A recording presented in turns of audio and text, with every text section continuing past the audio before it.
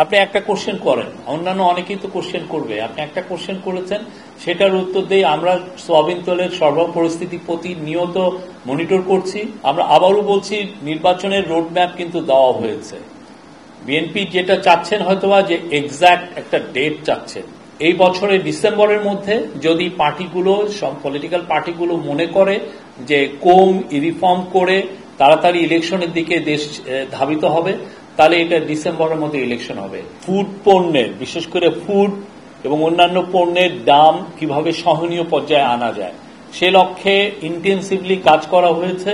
এবং আমরা আজকে বলতে পারি, আজকে আমাদের কাছে যে ডেটা আছে যে জিনিসপত্রের দামের, বিশেষ করে নিত্য প্রয়োজনীয় ভোগ্য পণ্যের, সেখানে স্পষ্ট দেখা যাচ্ছে যে গত রোজার থেকে এই রোজায় বেশিরভাগ পণ্যেরই দাম সহনীয় পর্যায়ে এসছে, কমেছে। এবং এই যে সহনীয় পর্যায়ে আসা, এটা আমাদের পুরো রোজা ধরে, এই যে সামনে যে রোজা আসছে, পুরো রোজায় আমাদের ফোকাস থাকবে যে এটাকে কিভাবে, এই দামটাকে সহনীয় পর্যায়ে রাখা যায়। দেশ জুড়ে তোলপাড় ওয়ালটন ফ্রিজ কিনে আপনিও হয়ে যেতে পারেন মিলেনিয়ার। পুরো রোজাতে ইন্টারিম গভর্নমেন্টের ফোকাস থাকবে দাম কিভাবে সহনীয় পর্যায়ে রাখা যায়। এটা আপনি জানেন যে রোজার সময় কিছু কিছু নিত্য প্রয়োজনীয় দ্রব্যের কনজামশন বেড়ে যায়, বিশেষ করে এডিবল অয়েলের ক্ষেত্রে এটা আমরা দেখেছি, বা স্ন্যাক্স, অন্যান্য কিছু যেমন ছোলা বা খেজুর, সেগুলোর ক্ষেত্রে। তো এই প্রত্যেকটা পণ্যের ক্ষেত্রেই এই গভর্নমেন্টের ফোকাস হচ্ছে কিভাবে এটাকে সহনীয় পর্যায়ে রাখা যায়। এটার জন্য ইন্টেন্সিভলি কাজ করছে কমার্স মিনিস্ট্রি, এটার জন্য কাজ করছে ন্যাশনাল বোর্ড অব রেভিনিউ, এটার জন্য কাজ করছে সেন্ট্রাল ব্যাংক, এবং এটার জন্য কাজ করছে ট্যারিফ কমিশন। সবার সম্মিলিত প্রয়াসে আজকে আমরা বলতে পারি যে অনেক পণ্যেরই দাম সহনীয় পর্যায়ে এসছে।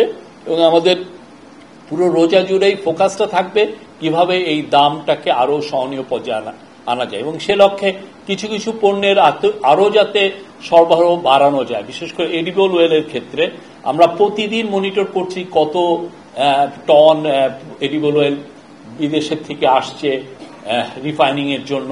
এবং সেটা আমরা দেখছি যে আমরা আশা করছি যে সাপ্লাই পরিস্থিতি সামনে আরো ভালো হবে, এটুকু আমরা বলতে পারি। এবং সেক্ষেত্রে আশা করা যায় যে দাম সহনীয় পর্যায়ে থাকবে। আমরা আপনাদেরকেও খুব শীঘ্রই এই যে দামের যে লিস্ট এবং গত বছর কি ছিল, গত রমজানে কি ছিল, সেটার একটা আপনার কম্পারেটিভ পিকচার আপনাদেরকে দিব, আপনারা দেখবেন। আপনি একটা কোশ্চেন করেন, অন্যান্য অনেকেই তো কোশ্চেন করবে, আপনি একটা কোশ্চেন করেছেন, সেটার উত্তর দিয়ে আমরা সোয়াবিন তেলের সরবরাহ পরিস্থিতি প্রতিনিয়ত মনিটর করছি, বোথ লুজ এবং বোটল সোয়াবিন তেল। এবং আমরা আশা করছি যে এটা অলরেডি লুজ সোয়াবিন তেল আপনারা দেখেছেন যে অলরেডি আমরা দেখছি যে দাম সহনীয়, দাম একটু কমা শুরু হয়েছে। এবং আমরা আশা করছি যে সামনে সরবরাহ পরিস্থিতি আরো ভালো হলে দামটা আর একটু বেটার জায়গায় যাবে। আর আপনি যেটা বললেন যে বোতল সয়াবিন তেলের ক্ষেত্রে আমরা এর আগেও দুই একবার দেখেছি যে মার্কেটের থেকে কেউ কেউ বলেছেন যে এটা উধাও হয়ে গেছে। তো আমরা চেষ্টা করছি, যে আমাদের সর্বোচ্চ চেষ্টা আছে যে এটার সরবরাহ যাতে এখন ঠিক পর্যায়ে আসে এবং এটা যেন সবার জন্য এটা মানে পর্যাপ্ত সরবরাহ থাকে। আমরা আবারও বলছি, নির্বাচনের রোডম্যাপ কিন্তু দেওয়া হয়েছে। বিএনপি যেটা চাচ্ছেন হয়তোবা যে এক্সাক্ট একটা ডেট চাচ্ছেন, আমরা কিন্তু বলে দিয়েছে, ইন্টারিম গভর্নমেন্ট বারবার বলেছে যে নির্বাচন এই বছরের ডিসেম্বরের মধ্যে যদি পার্টিগুলো, সব পলিটিক্যাল পার্টিগুলো মনে করে যে রিফর্ম করে তাড়াতাড়ি ইলেকশনের দিকে দেশ ধাবিত হবে, তাহলে এটা ডিসেম্বরের মধ্যে ইলেকশন হবে। আর যদি না, ওনারা পলিটিক্যাল পার্টি চান যদি আরো কিছু রিফর্ম হওয়ার পরে ইলেকশন, সেক্ষেত্রে আরো 3 মাস এটা দেরি হতে পারে।